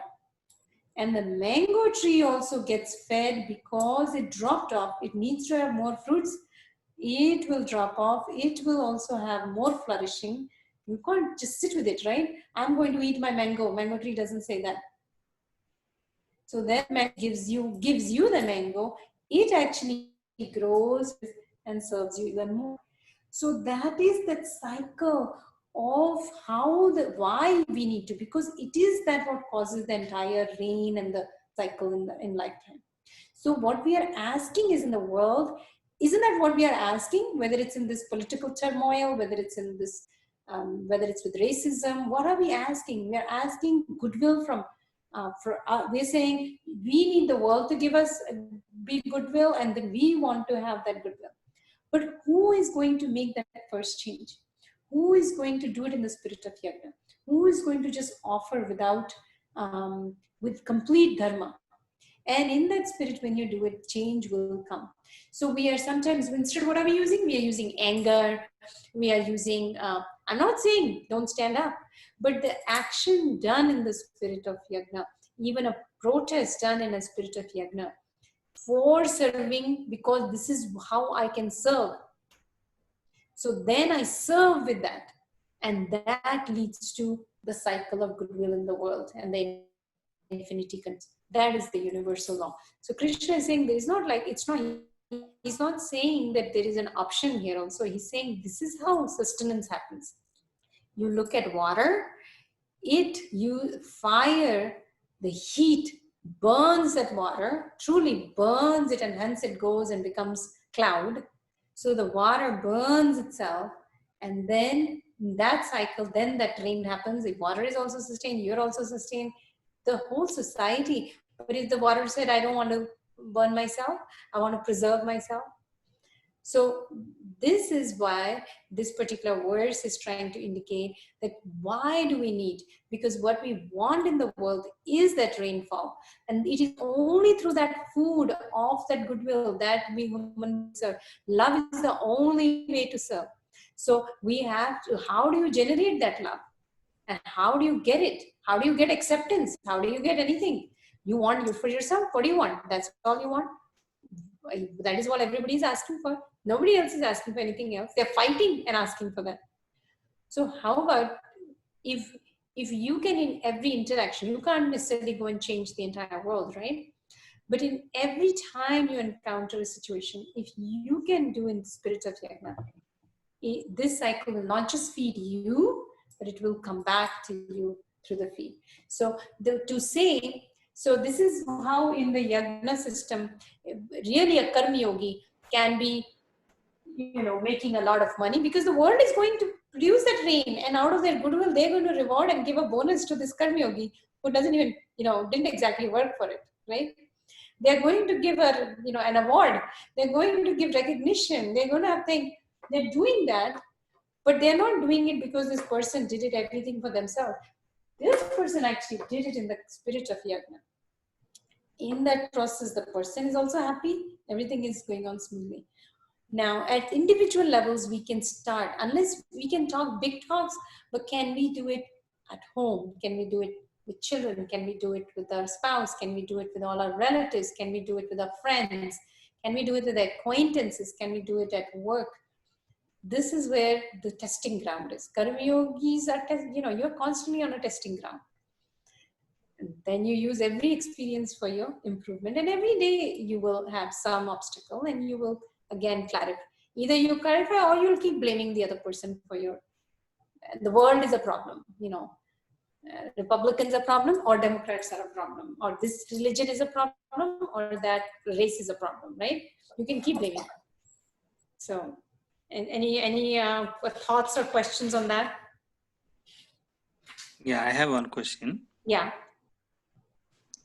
So, yeah, as you said, in our journey, soul's journey, right? We have to bring our impurity to purity, like as much as possible, through different way of processing or way of channels, whatever we discussed. So is that the good thing? Like, say for example, if somebody is going to parties and he's not enjoying, for example, right?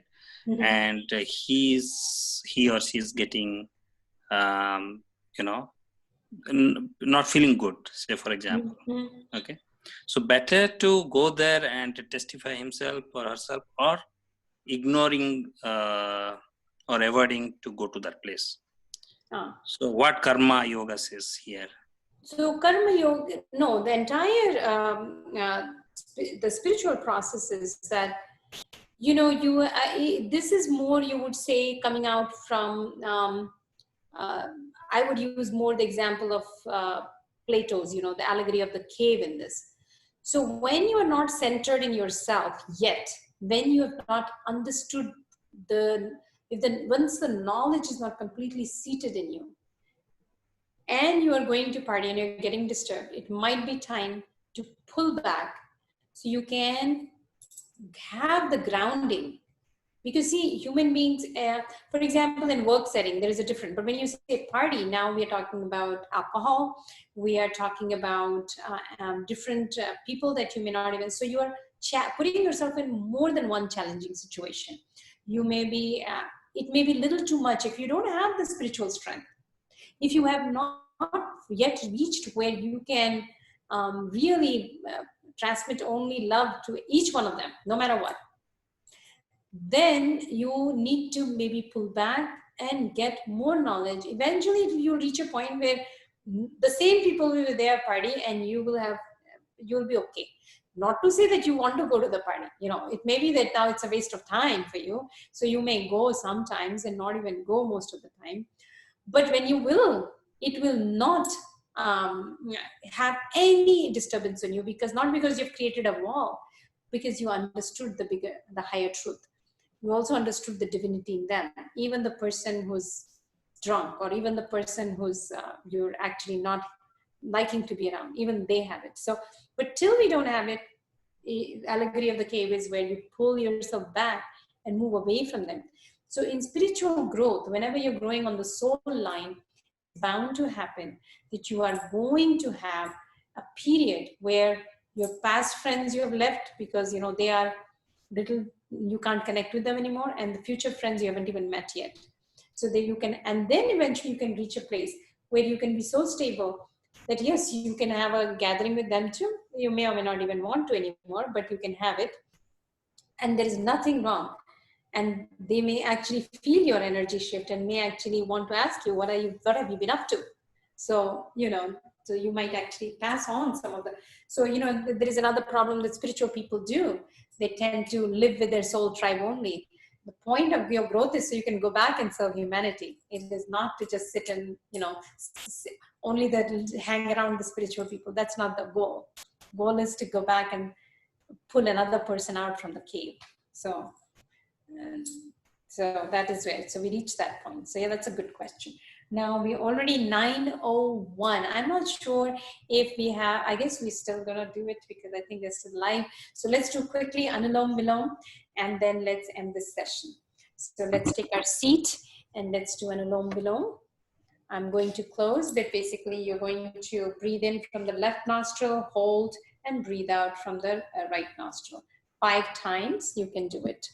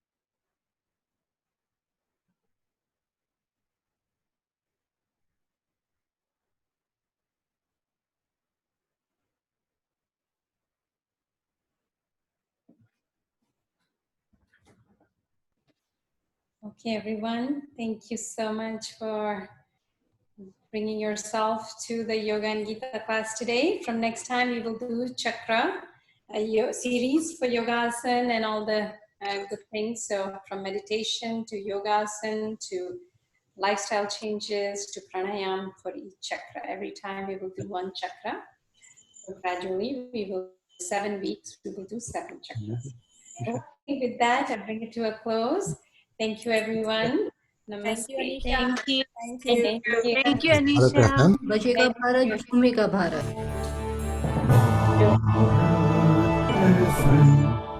बजेगा Bharat झूमेगा Bharat This is Bharat FM.